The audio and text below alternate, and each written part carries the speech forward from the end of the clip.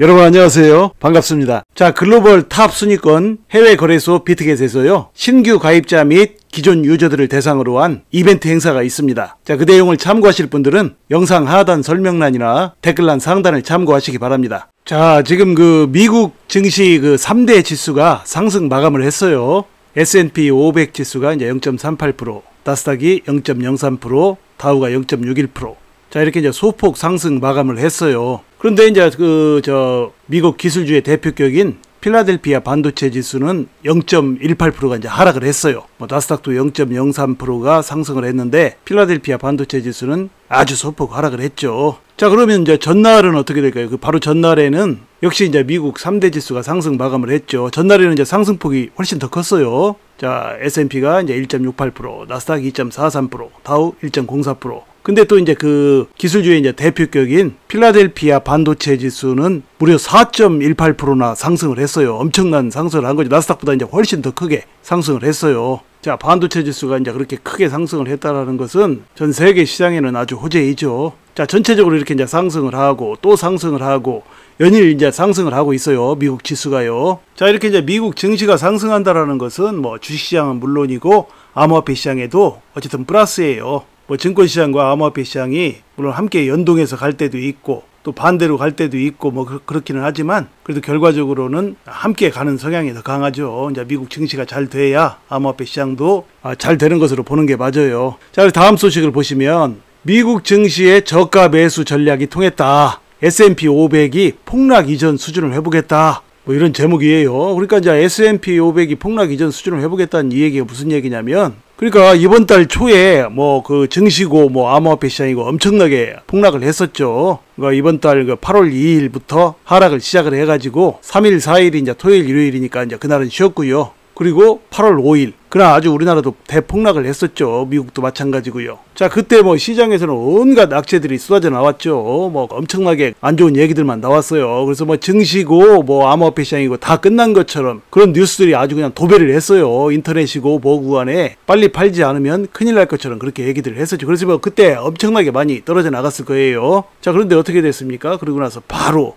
언제 그랬느냐는 듯이 다시금 이제 상승을 시작해가지고 오늘에 이르고 있죠. 그러니까 그때 또 팔아치운 사람들은 또 속은 거예요, 여러분. 제가 그런 거 속지 말라고 이제 누누이 말씀을 드렸죠. 그런데도 불구하고 이제 속은 사람들은 어마어마해요. 자, 그리고 내용을 보시면, 자, 이렇게 7월 소비자 물가 지수가 좋게 나왔어요, 간밤에요. 그래서 이제 경제 연착륙에 대한 기대가 살아나고 있다, 그 얘기예요. 자, 그런데 바로 또 전날, 생산자 물가지수 PPI라고 합니다. 생산자 물가지수가 예상보다 크게 둔화한 것으로 나타났고요. 또 이것이 이제 시장에 더욱더 활기를 불어넣은 바 있죠. 주식이든 코인 시장이든 이제 좋은 소식이죠, 이것도. 자, 그런데 또 간밤에 7월 소비자 물가지수 CPI가 이것이 발표되고 코로나 팬데믹 기간 그때부터 해서 이제 40개월 만에 처음으로 2%대로 떨어져서 시장에 안도감을 줬다, 이런 내용이에요. 자, 그래서 이제 미국 증시는 지금 어느 지점에 있나? 자, 어느 지점에 있냐면, 그러니까 이달 2일 날 고용지표가 발표가 됐죠. 이제 실업률이 발표가 됐어요. 자, 발표되고 이제 내용이 안 좋게 나와가지고 증시가 폭락했었죠.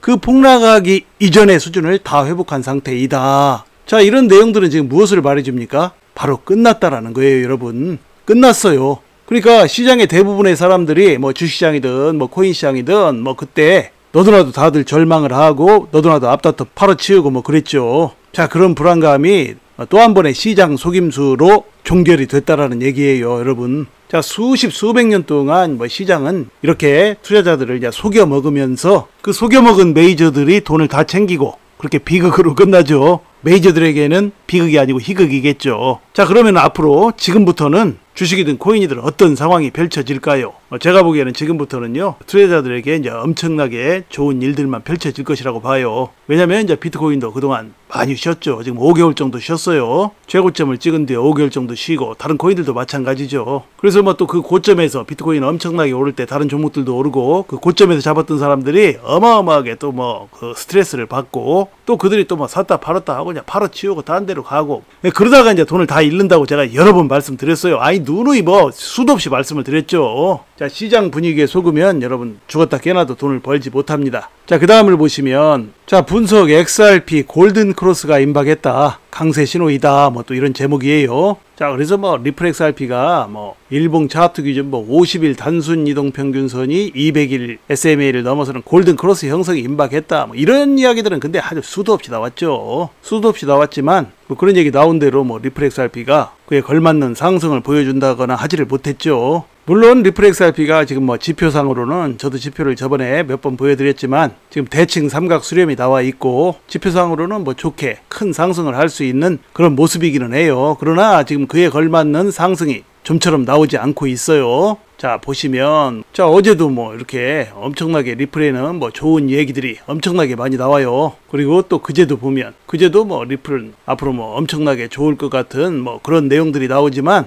뭐 실질적으로는 어떤 상승의 어떤 모습은 보여주지 않고 있어요. 그러니까 이런 것만 참고만 하시면 돼요, 여러분. 이런 것만 길게 얘기할 필요가 없어요. 자, 리플이 앞으로 이제 좋은 움직임을 보이긴 보이겠구나. 뭐 이런 정도 짐작만 하시면 돼요. 자, 그 다음을 보시면 미국 상원 민주당 원내대표가 또 그렇게 얘기했대요. 암호화폐 산업을 방관할 여유가 없다. 뭐 이렇게 얘기를 했대요. 자, 그러니까 암호화폐 기업들은 규제가 전혀 없는 국가로 빠져나갈 수가 있고 만일 미국이 아무것도 하지 않는다면 극단주의자들이 승리하게 될 것 뭐 이렇게 얘기를 했어요. 그러니까 뭐 미국에서 지금 암호화폐를 뭐 탄압을 해왔죠. 그동안 바이든 정부가요. 지금 바이든 정부 뭐 3년 7개월 동안 계속해서 이제 탄압을 해왔죠. 그렇기 때문에 이제 그에 대한 얘기를 하는 거예요. 근데 어디서 이런 얘기를 했냐면 바이든 대통령과 이제 같은 민주당 쪽에서 이제 이런 얘기를 했어요. 그러니까 민주당 쪽에서마저도 이런 위기의식을 이제 느끼고 있는 거예요. 자, 그런데 이제 이런 내용을 통해서 또 무엇을 알 수가 있냐면 바이든 대통령이 이제 최근에 대선 출마를 포기를 했죠. 자, 포기를 하고 나서 그 바톤을 누가 이어받았냐? 해리스가 이어받았는데 해리스가 이어받고 나서 지금 이런 얘기가 나온 것은 더욱더 의미가 있는 메시지예요. 그러니까 이제 해리스는 이제 바톤을 이어받았긴 했지만 바이든 대통령 당사자가 아니지 않습니까? 그러니까 이제 해리스가 바이든 대통령처럼 하지 말고 해리스는 해리스대로 대선에서 승리할 새로운 전략을 꾸며야 된다. 그것이 바로 암호화폐 산업에 지금 힘을 실어주는 것이다. 그렇게 해야 해리스도 대통령이 당선될 가능성이 높고 그것이 바로 또 미국을 지키는 길이다. 뭐 그런 얘기를 지금 이렇게 이제 직간접적으로 얘기하고 있는 것으로 봐야죠. 자, 그리고 그 다음을 보시면 자, 또 이제 여러분 이 부자 아빠 아시죠? 부자 아빠 가난한 아빠 저자 로버트 기요사키요. 자, 부자 아빠의 저자 로버트 기요사키가 역사상 최악의 시장 붕괴를 경고했대요. 그러면서 이제 준비된 투자자에게는 좋은 기회가 될 것이다. 뭐 이렇게 얘기를 했다고 그래요. 자, 그런데 말이죠. 뭐 이 사람이 트위터에다가 또 이렇게 얘기를 하면서 앞으로 뭐 역사상 최악의 시장 붕괴가 온다. 그렇게 얘기를 하고 물론 비트코인도 함께 떨어질 것이다. 그래서 내년까지 떨어지고 내년 말쯤에나 이제 상승을 할 텐데 뭐 그때쯤 투자하는 사람들에게는 좋은 기회가 될 것이다. 또 이렇게 얘기를 했다고 그래요. 그러니까 여러분 이 부자 아빠라는 사람의 말을 여러분 믿으면 안 돼요.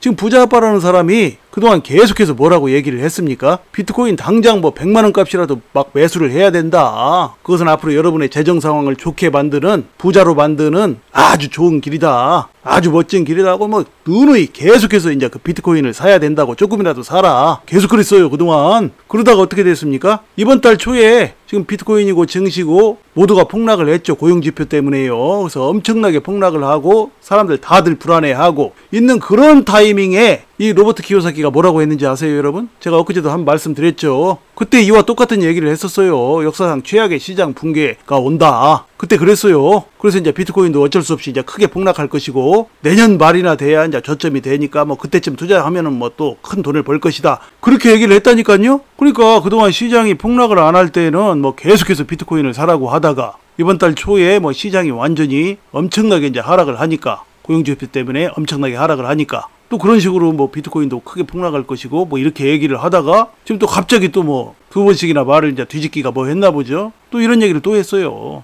예, 여러분 있잖아요. 그 세상에 유명한 사람들, 뭐 지명도 있는 사람들이 무슨 말 한다고 해서 그 사람들 말 믿으면 안 돼요, 여러분. 시장 분위기에 따라서 뭐 사라 팔아 뭐 이렇게 얘기하는 사람들을 어떻게 여러분 믿을 수가 있어요? 유명인사들 하는 말 다 믿으면 여러분 낭패를 봅니다. 자, 그러니까 여러분 참고하시고요. 부디 이제 여러분께서 이제 앞으로도 차분하고 지혜로운 투자로 앞으로도 여러분의 인생을 바꿀 만한 멋진 수익들을 내시기를 간절히 소망합니다. 자, 이야기를 마칩니다. 여러분 시청해 주셔서 감사드리고요. 항상 건강하시고 행복하세요. 감사합니다.